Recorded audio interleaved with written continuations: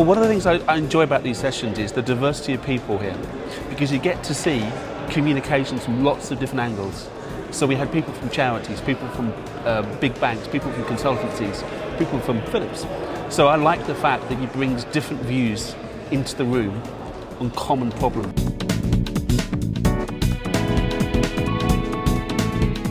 It's absolutely the area where it has to be strategically embedded in the boardroom. Everybody should be doing this. There is not an organisation for whom this is not relevant. Internal comms moving from the news feeding or the journalist role into a more business partner. We need to be recognizing ourselves as communicators and what we bring to the table, because I think we are not good at really promoting ourselves and all the good that we bring to the organization. What's our purpose? What is the, not just deploying what's on our job description, but actually what impact are we having on society, what impact are we having on the consumer, and why should I be proud of that, and how can I play my part in doing it? So this for me was actually something that I liked that I saw in the different presentations.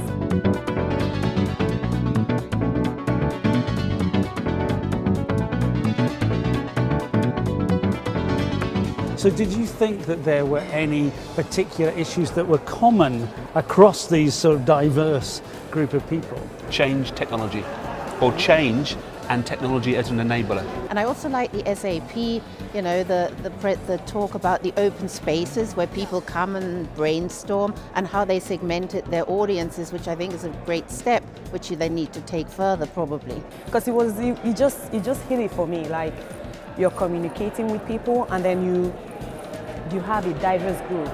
People with different, the millennial, like they want to talk gadgets and dynamic stuff, and then you have the nerdy people, and then you have different people, and that's how a basic office is.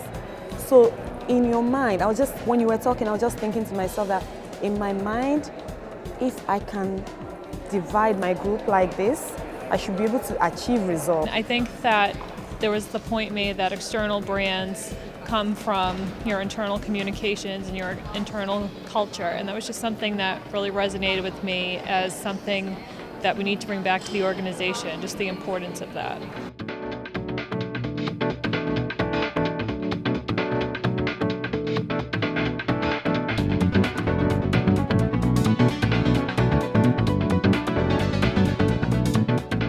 There's been a lot of very interesting conversations around how corporate brands need to be built from within. And I think that's quite, let's say, emerging trend. And we've even heard from some speakers that internal communication brand teams should actually be sitting together. Philips process to launch a new brand, I loved it. It was brilliant. It always helps, obviously, when you're showing video in a presentation, but I got quite emotional just watching the one which was the launch video, and I thought it was great how they got all the employees involved. It was great, the actual personal stories that they got from the employees. Great to see the media impact that had. Yeah, it was a brilliant campaign. It's the kind of campaign that as an internal comms person you would love to work on. I love the way he put it inside out, to think about how you bring what's within your organisation around that brand and really externalise it. And the way he elevated the voice of the colleague and the colleague storytelling and the colleague pride and took that externally with that business was really inspiring. Actually, your brand is your people. And I know you and I know that, but actually there's still a disconnect sometimes between the marketing function being the guardians of brand and the people function, and actually getting them in the room together to work together in a collaborative and an impactful way.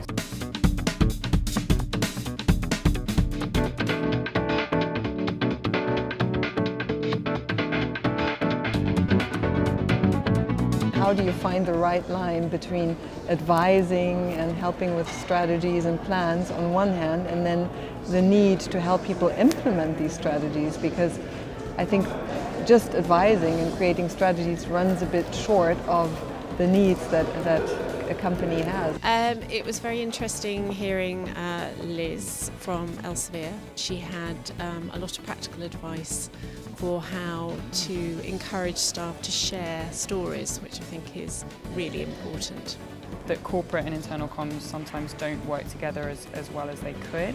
It's something that I'm very, very focused on in my current role, but equally I think it's something we as an industry generally need to be really conscious of. I think working with our external counterparts to make sure that external stories match internal realities is really important.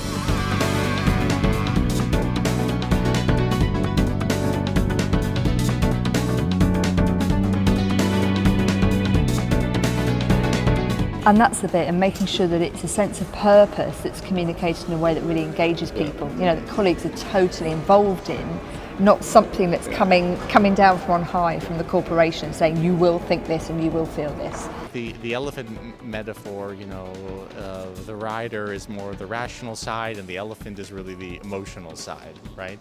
And so it seems like with that elephant, it's a lot harder to steer that elephant maybe than the rider, so you need that rider to take control. I mean, so it just shows us we as internal communications managers have to really think about the emotional side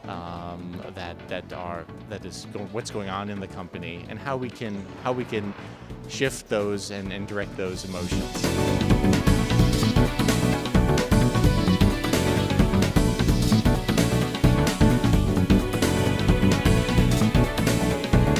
How important is that internal communications is close to the leadership. Also serving as a sounding board and guiding our leaders to be better communicators. And do it in their own voice, I think, as well, because that's becoming more apparent with the authenticity of leadership. That was also a big message today, that getting line managers, having them well trained in communication, that they're really pushing these messages, that they're good communicators, and that would also be a role of internal communications, and to make those line managers better communicators.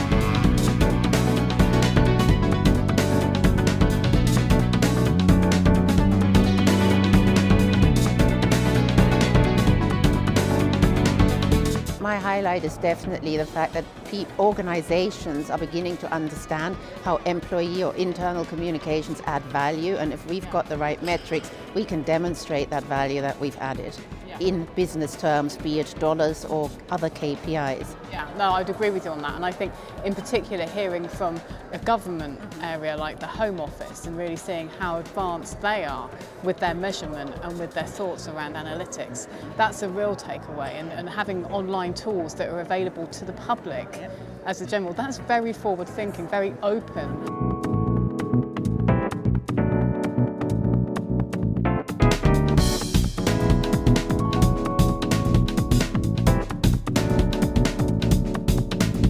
Communities are really generous and they start to help each other and they really enjoy working with each other regardless of kind of who you are and whether they know you or not.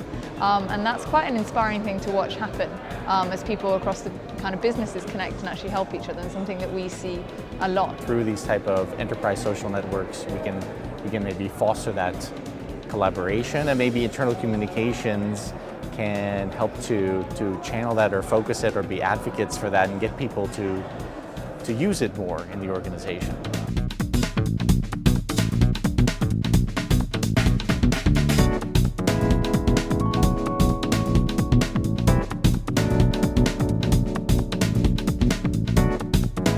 Really interesting is that gamification is coming up increasingly importantly in comms, and we had quite a few people talk about it, from the guy that was talking about gamification in abstract terms to the gentleman from MetLife who literally said we made a jigsaw of our strategy and got our employees to be very hands-on with regards to kind of playing with it and understanding it through that way.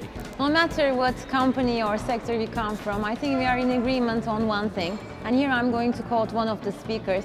We want to turn internal communications from SOS into SBS. From sending out stuff to being a strategic business partner supporting business strategy.